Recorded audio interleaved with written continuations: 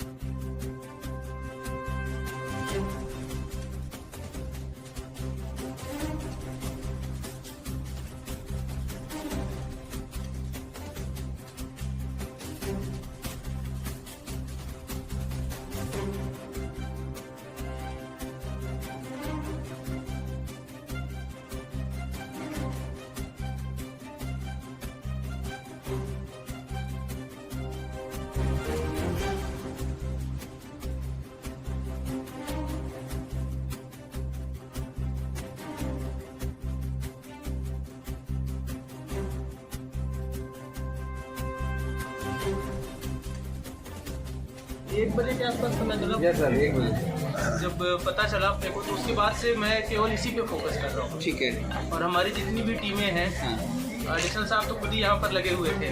मतलब बेसिकली हमने cyber int, human int, psychological int, तीनों चीज़ का परफेक्ट यूज़ किया।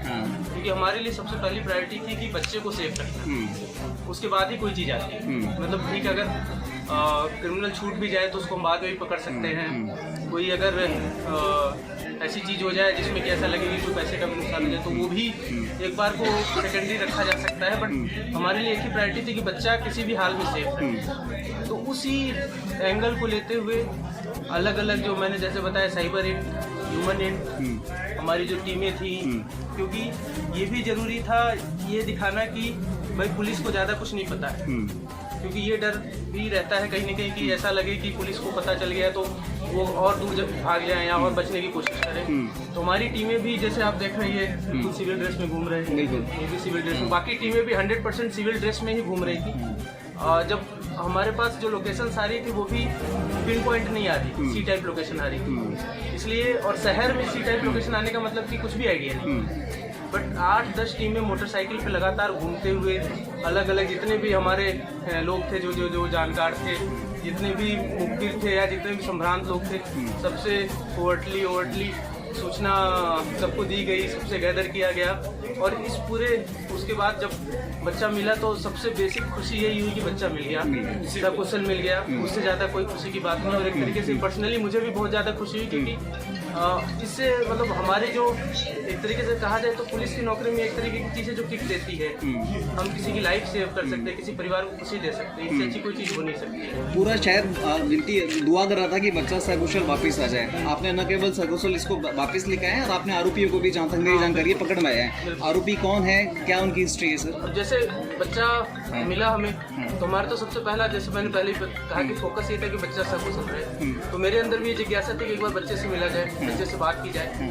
अब इसके बाद मैं जाकर के आरोपियों से इंट्रोगेट करूंगा और बाकी चीज़ें बताऊंगा। बट प्रथम दृष्टया ऐसा लगता है कि उन्होंने प्लान करके बच्चे को किडनैप किया, मोस्ट प्रॉब्ली रैंसम के लिए। कितने लोग मोस्ट प्रॉब्ली? 2 लोग।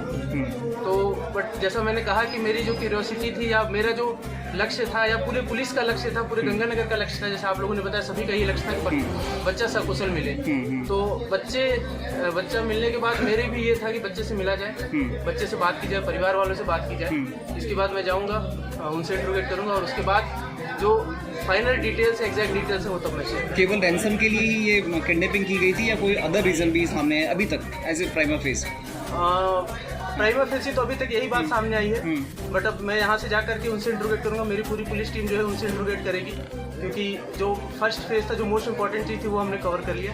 अब सेकंड है कि हम उसके तह तक जाएंगे कि अगर रैंसम नहीं था, कोई और चीज़ थी तो क्या थी। क्योंकि कई बार ऐसा होता है कि कोई और कारण हो और उसको छुपाने के लिए कोई चीज़ कही जाए, तो हम ये सुनिश्चित करेंगे कि जो भी कारण है उसको सामने लाएं।